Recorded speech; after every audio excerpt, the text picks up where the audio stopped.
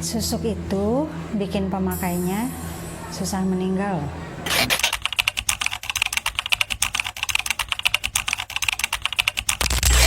Halo, saya Diak. Sepertinya saya clairvoyant.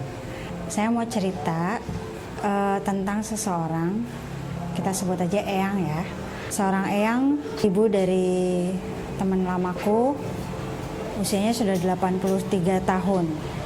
Beliau pakai susuk, teman-teman. Kenapa sih Eyang pakai susuk?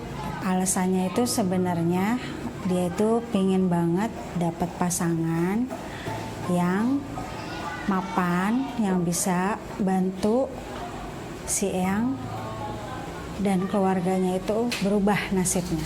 Singkat cerita, tujuannya si Eyang ini tercapai. Dia bisa memikat seorang laki-laki sesuai harapannya, yang mapan, yang ekonominya bagus, sehingga bisa membantu Eyang dan adik-adiknya keluar dari keadaan yang prihatin lah. Sekitar 3 minggu yang lalu, seorang teman lama yang follow Instagram aku, dia minta tolong untuk ibunya, si Eyang ini. Lalu dia kirim video. Di video itu si Eyang ini, aku lihatnya sih sudah bukan dia ya. Ada jin yang mengendalikan tubuhnya. Linglung, berperilaku aneh.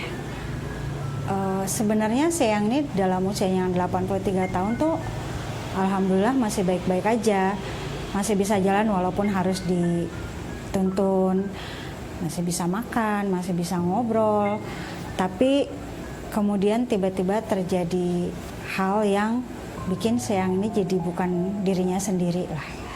Ada videonya tapi mohon maaf kalau nggak bisa aku tayangin ya. Kayak dia makan tapi nggak ada yang dimakan, tapi dia melakukan gerakan makan. Terus dia bilang kalau kuku aku tuh panjang, jari aku tuh panjang. Terus dia menyebutkan nama-nama yang tidak dikenal sama anaknya. Terus dia juga sempat berbicara sama yang tidak dilihat dan dia bilang, enggak, aku nggak mau pergi sekarang, aku nggak mau pergi sekarang gitu. Intinya anaknya minta tolong sama aku. Ya dengan niat membantu, aku bantulah dengan pertamanya itu aku buat air doa. Aku bilang tolong kasih minum ya. Mudah-mudahan membantu memperbaiki kondisinya Eyang yang linglung sekarang dulu aja gitu. Kenapa sih bisa linglung? Susuk itu sama aja kayak pesugihan kan ya. Jadi pasti ada jin yang mendampingi. Ganti-gantian tuh yang kontrol. Kadang-kadang jinnya yang maju, kadang-kadang Eyangnya sadar dirinya sendiri. Akhirnya aku kasihlah air doa itu. Nanti kalau keadaan Eyang sudah membaik, baru aku datang ya, aku bilang gitu. Semingguan lebih, temanku ngabarin ke aku. Nah ini airnya sudah habis, terus Eyang sudah mulai bisa diajak komunikasi dengan normal. Singkat cerita aku datang ke rumahnya, aku ngobrol sebentar, terus kita ajak ke kamar sambil rebahan. Aku pijitin tuh daerah situ sambil baca doa ruqyah. Biasanya doa ruqyah yang aku baca itu harus aku ulang 7 kali. Yang aku ingat tuh baru aku ulang 3 kali, tiba-tiba saya merasa, aduh sakit gitu. Aduh panas, pedes gitu. Terus diangkatlah pinggul kirinya, kan dia rebahan tuh. Langsung diangkat, pinggul kirinya tuh ngejauhin aku karena aku memang lagi mijit di sebelah situ sambil baca doa ruqyah. Jadi teman-teman kalau kita pasang sesuatu tuh jinnya tuh nggak sepenuhnya masuk ke kita, tapi nempel gitu loh, kayak benalu, kayak parasit. Kemarin setelah selesai doa ruqyah ke-7 tuh mulai lepas pelan-pelan. Jadi mudah-mudahan dia nggak mempengaruhi Eyang lagi. Setelah aku cerita tadi, mungkin kita sama-sama sepakat ya kalau niatnya Eyang itu adalah baik. Dia membela keluarganya, dia mencari cara gimana bisa keluar dari kondisi yang memprihatinkan untuk dia dan adik-adiknya yang baratnya setengah ditinggal sama orang tua mereka gitu. Dipaksa keadaan untuk berjuang sendiri, dan si Eyang ini adalah anak sulung. Merasa bertanggung jawab sama adik-adiknya, perempuan lagi.